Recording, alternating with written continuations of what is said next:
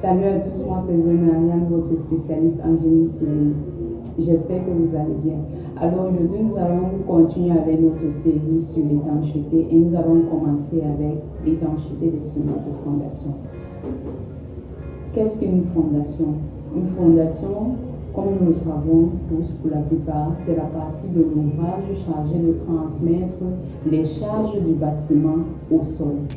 Alors, lors de la mise en œuvre d'une fondation, il y a une étude qui doit être faite avant que cette fondation soit mise en œuvre, d'où l'importance des études géotechniques. La réalisation d'une fondation n'est pas faite au hasard. Pour faire une fondation, nous avons deux aspects à prendre en compte. Nous avons la nature du sol et les charges que l'ouvrage que nous voulons implanter est censé supporter. Ensuite, nous avons les problèmes que nous observons généralement au niveau des fondations.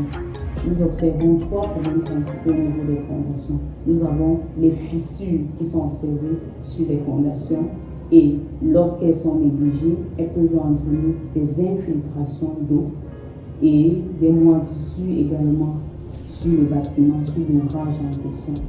Deuxièmement, nous avons l'infiltration d'eau est donc causée par les fissures qui sont observées sur les fondations. Et lorsqu'il y a infiltration d'eau dans un bâtiment, nous savons tout ce que ça implique. Au départ, ce n'est pas visible, mais plus c'est négligé, à la longue, étant donné qu'il n'y a pas eu d'étanchéité qui a été faite au niveau des ciments de fondation, au niveau des fondations, nous observons des traces de moisissure sur le bâtiment, comme vous avez certainement eu l'habitude de voir sur certains bâtiments dans la ville de Douala. Au niveau de la base, au niveau de la fondation, lorsque vous partez derrière le bâtiment, vous observez donc ces traces de moisissure-là. Également, nous avons aussi comme autre problème l'efflorescence, qui est toujours causée par l'absence d'étanchéité. L'efflorescence, c'est quoi? C'est l'apparition des cernes blanches sur le bâtiment. Beaucoup de gens ne connaissent pas l'appellation, certainement en termes techniques.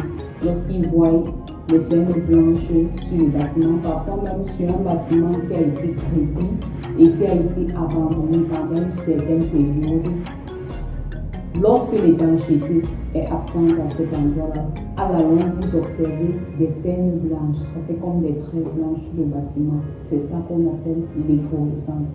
Et par rapport à ces problèmes-là, donc, il y a certaines précautions qui doivent être prises en compte pour résoudre, pour pallier à ce problème-là. Précautions au niveau de l'aspect étanchéité.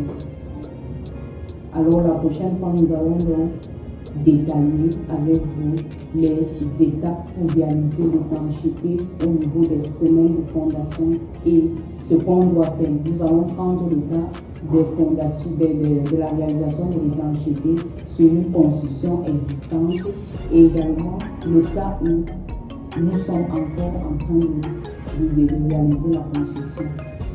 Merci pour votre attention.